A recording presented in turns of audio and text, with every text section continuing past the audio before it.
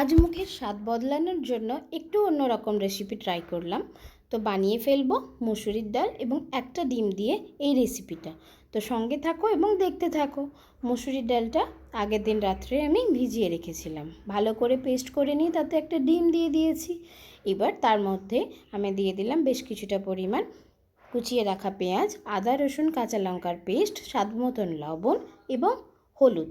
আর দিয়েছি এর মধ্যে একটু লঙ্কার গুঁড়ো আর কিছুটা পরিমাণ কালো জিরে দিয়ে ভালো করে সুন্দর করে মিক্স করে নিয়ে একটা বাটিতে আমি তেল আগের থেকে ব্রাশ করে নিয়ে পেস্টটা সম্পূর্ণ এর মধ্যে ঢেলে দিয়েছি।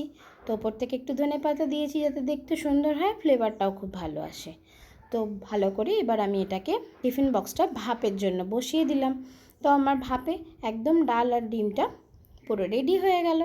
তো রেডি হয়ে যাওয়ার পর আমি এগুলোকে ছোট ছোট পিসের আকারে কেটে নিয়েছি। তো কেটে নিয়েছি, দেখো কত সুন্দর আমার এটা দেখতে হয়েছে, দারুণ টেস্টও হয়েছিল। কিন্তু জানো বন্ধুরা, তোমরা কিন্তু অবশ্যই রেসিপিটা বাড়িতে ট্রাই করে দেখবে। যদি মনে হয় যে মাছ ডিম মাংস ভালো লাগছে না, তো এই রকম একটা ডিম আর একটু মুসুরির ডাল দিয়ে এই রেসিপিটা বাড়িতে অবশ্যই ট্রাই করো, খুব সুন্দর খেতে হয় আর মুখের স্বাদটা কিন্তু পাল্টে যায়। তো এই টুকরোগুলো আমি কড়াইতে তেল গরম করে ছোট ছোট করে খুব সুন্দর করে লাল লাল করে ভেজে নিয়েছি।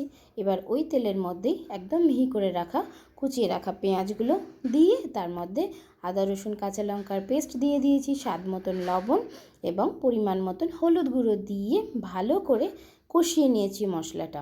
আর দিয়েছিলাম এর মধ্যে একটু কালার হওয়ার জন্য কাশ্মীরি লঙ্কার গুঁড়ো। জিরে ধনের গুঁড়োটা কিন্তু অবশ্যই দিও, একটু স্বাদটা ভালো হয়। তো ভালো করে মশলাটা কষিয়ে নিয়ে মশলা ধোয়া যে জলটা ছিল সেটাও আমি দিয়ে দিয়েছি। বেশ ফুটে উঠলে তার মধ্যে আমি দিয়েছি গরম মশলার গুঁড়ো এবং দিয়েছিলাম একটা কাঁচা লঙ্কা চিড়ে। তো তারপর ভেজে রাখা আমার যে মুসুরির ডাল আর ডিমের যে ছোট্ট ছোট্ট কিউবগুলো ছিল ভেজে নিয়েছিলাম, সেগুলো সব আমি আমার গ্রেভির মধ্যে দিয়ে ওপর থেকে ধনেপাতা একটু গার্নিশ করে দিয়ে দেখো চটপট আমার রেডি হয়ে গেল মুসুরির ডাল আর ডিম দিয়ে এই সুন্দর রেসিপিটা। অবশ্যই বাড়িতে ট্রাই করে জানিও কিন্তু কেমন লাগলো তোমাদের। আমাদের কিন্তু সকলেরই খুব ভালো লেগেছে।